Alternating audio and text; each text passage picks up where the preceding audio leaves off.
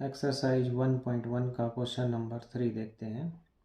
Find the LCM and HCF of the following integers by applying the prime factorisation method. जो नीचे integers दे रखे हैं इनका प्राइम फैक्टराइजेशन मेथड से एलसीएम और एचसीएफ निकालना है। तो जैसे हम फर्स्ट को करते हैं सॉल्व, तो सबसे पहला नंबर है 12, इसके को प्राइम फैक्टराइजेशन करते हैं इसका। तो 6 टू 6 जा 12 होता है, 2 3 जा 6, 3 1 जा 3। इस तरह से हम 15 के करेंगे, 3 5 जा 15, 5 1 जा 5। इस तरह से हम 21 के करेंगे, 3 7 जा 21, 7 1 जा 7। अब हम 12 को लिख सकते हैं। इधर देखेंगे इसमें जो 2 है वो 2 बार आया है, तो 2 2 पावर 2 इंटू 3 इंटू 1। और हम 15 को लिख लेंगे 3 इंटू 5 इंटू 1। अब 21 को लिख लेंगे 3 इंटू 7 इंटू 1। अब हमने इसका HCF बताना है।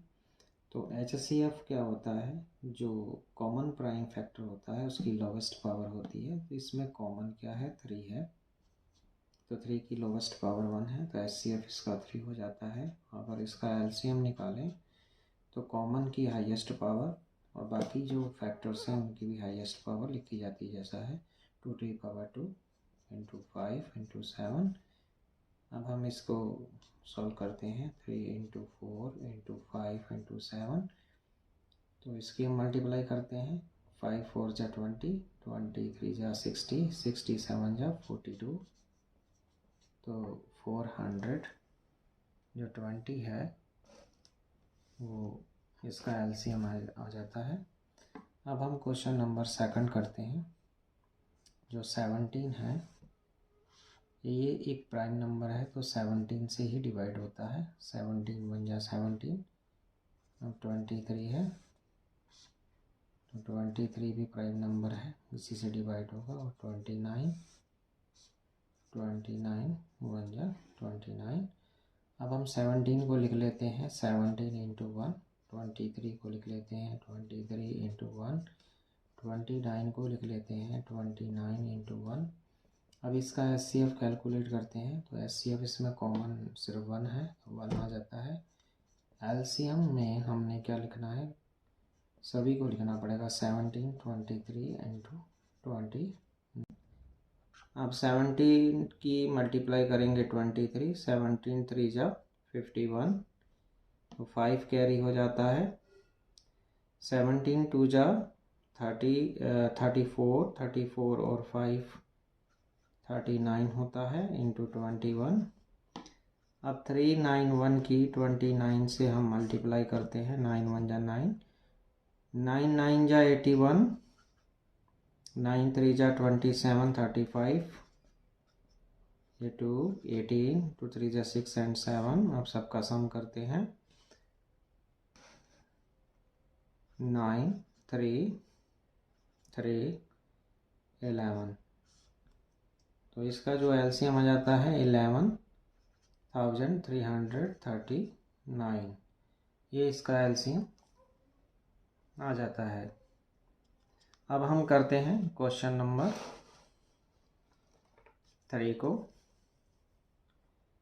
जो क्वेश्चन नंबर 3 है उसमें हम सबसे पहले 8 के प्राइम फैक्टर्स करेंगे। 2 4 जा 8, 2 2 जा 4, 2 1 जा 2। अब 9 को करेंगे ब्रेक, 3 3 जा 9, 3 1 जा 3। अब 25 के करते हैं, 5 5 जा 25, 5 1 जा 5। अब हम 8 को लिख सकते हैं 2 पावर 3 इंटू 1। 9 हो गया 3 पावर 2 इंटू 1, और 25 हो जाता है 5 पावर 2 इंटू 1। अब इसका HCF कैलकुलेट करते हैं। इसमें कॉमन फैक्टर 1 है। अब LCM कितना होता है, ईच फैक्टर की हाईएस्ट पावर जो भी है वो लिखनी पड़ेगी। ये होता है 8 9 25 25 8 जा 200 और 200 की अगर हम 9 में मल्टीप्लाई करें तो 1800 आ जाता है। ये हो गया एलसीएम।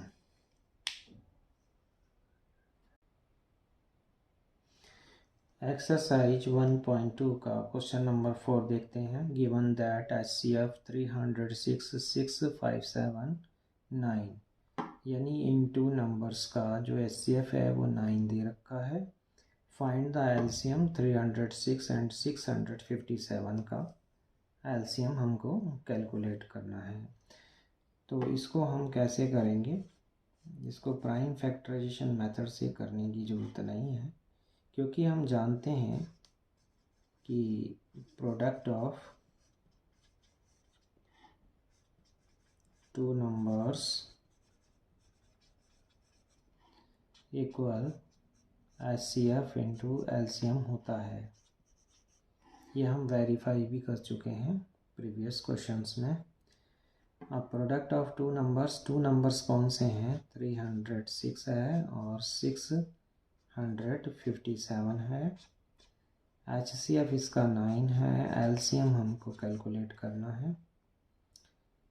तो एलसीएम ये 9 इसमें मल्टीप्लाई है तो यहाँ डिवाइड हो जाएगा, तो 306 657 डिवाइडेड बाई 9।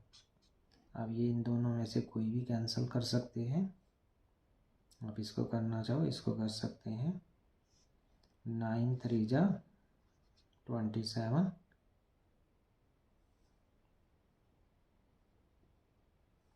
9 4 जा 36, तो ये आ जाता है 34 इंटू 657। अब हम इसकी मल्टीप्लाई कर लेते हैं। 657 में 34 की 28 आता है, 20 22, यह आता था 24 और 26 21 15 17 3 6 18 और ये हो जाता है 19। सबका सम करते हैं। 8 3 13 12 हो जाएगा 2, यानी 22,338। ये इसका एलसीएम आ जाता है और यही आंसर इसका है।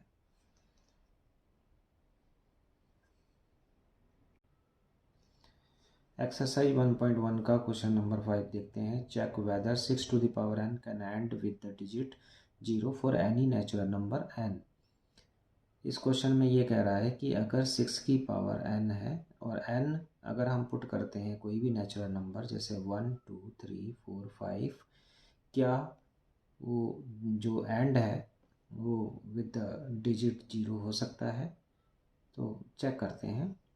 जैसे 6 टू द पावर n है, अगर हम कोई भी नेचुरल नंबर पुट करते हैं, जैसे 1 पुट करेंगे तो 6 आएगा। 6 टू द पावर 2 पुट करते हैं 36 होता है। 6 टू द पावर 3 कितना होता है? 216 होता है। अब ये क्वेश्चन उठता है कि 0 किस में आता है लास्ट में? ऐसा सिर्फ 10 के लिए ही होता है। जैसे 10 टू द पावर n है तो 10 की पावर 1 पुट करेंगे तो 10 होता है। 10 की पावर 2 पुट करेंगे तो 100 होता है। 10 की पावर 3 पुट करेंगे तो 1000 होता है। या 10 के कोई भी मल्टीपल्स हों जैसे 20 30 40, उनमें आ सकता है। अब 10 के जो प्राइम फैक्टर्स होते हैं वो होते हैं 2 इंटू 5। अगर हम किसी भी के लिए चेक करें तो उसके प्राइम फैक्टर्स जो हैं 2 और 5 होने ज़रूरी है। तो इस क्वेश्चन को किस तरह से सॉल्व करेंगे? 6 टू द पावर n है तो जो बेस 6 है इसके प्राइम फैक्टर क्या होते हैं? 2 इंटू 3। तो ये कोई 10 का मल्टीपल वैसे भी नहीं दिख रहा है, कोई नहीं है। तो हम इसको किस तरह लिखेंगे? Since it does not have, अब 2 तो है, 5 as a common factor, sorry as a prime factor.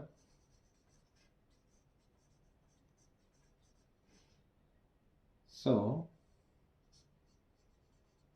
there is no natural number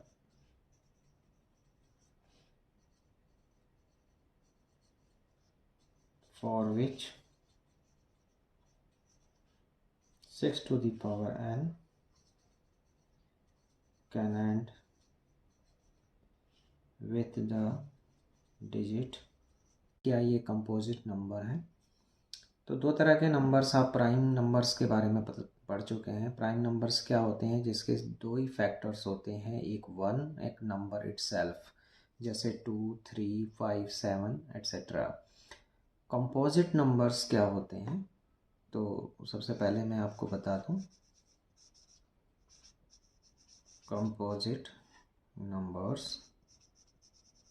composite number ये होता क्या है? which has more than 2 factors, जिसके 2 से ज़्यादा फैक्टर्स होंगे। कौन कौन से? Other than 1 and number itself. जो नंबर होगा और 1 के अलावा भी फैक्टर्स इसके होते हैं। अब इसमें हमने चेक करना, जैसे फर्स्ट वाला था 7 × 11 × 13 + 13। सबसे पहले हम इसको सॉल्व कर लेते हैं, सिंप्लीफाई। तो 13 को कॉमन ले लेते हैं, तो 7 × 11 + 1 बचता है। तो ये 77 + 1 78। अब इसको भी आप प्राइम फैक्टर्स में ब्रेक कर सकते हैं। 78 को 2 से डिवाइड करेंगे, 2 3 जा 6, 2 9 जा 18, 3 1 जा 3, 3 3 जा 9। तो ये 13, 2 × 3 × 13। तो आप लिख सकते हैं 13 पावर 2, 2 × 3। तो आप क्या देखते हैं, इसके मोर देन 2 फैक्टर्स हैं। तो ये एक क्या है? कंपोजिट नंबर है। सो it is a composite number. अब हम सेकंड वाला देखते हैं।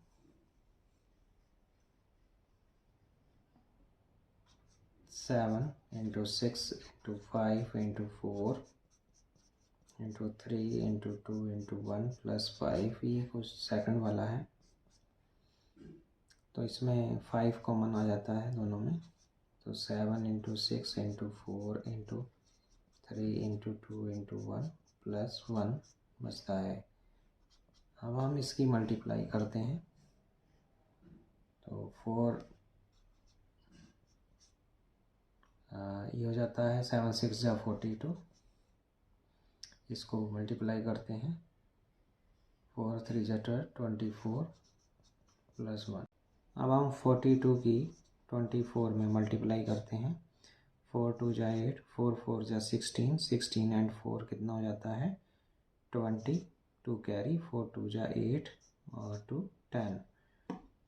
तो ये आ जाता है 1008 + 1 5 1009। ये एक प्राइम फैक्टर है, इसको आप ब्रेक नहीं कर पाएंगे। तो देखेंगे इसमें क्या है, नंबर के 1 नंबर इटसेल्फ के अलावा फैक्टर्स आ गए हैं। So it is a composite number.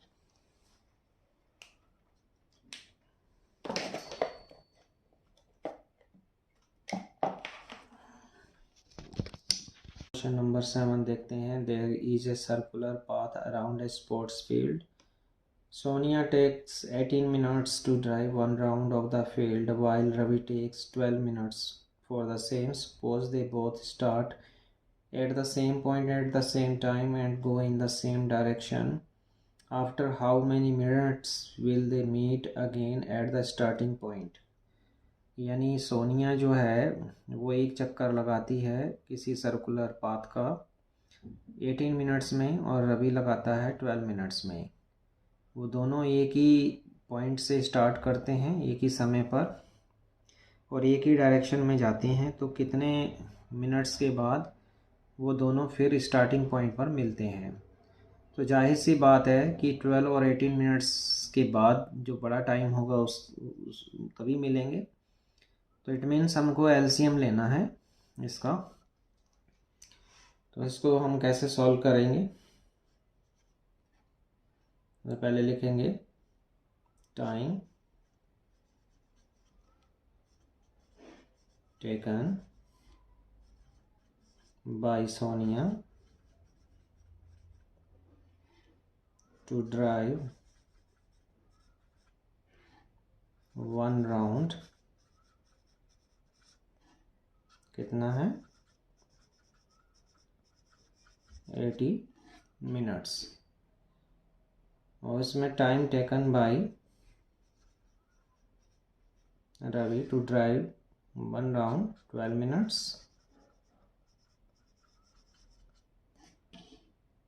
अब लिखेंगे so time taken by both to meet again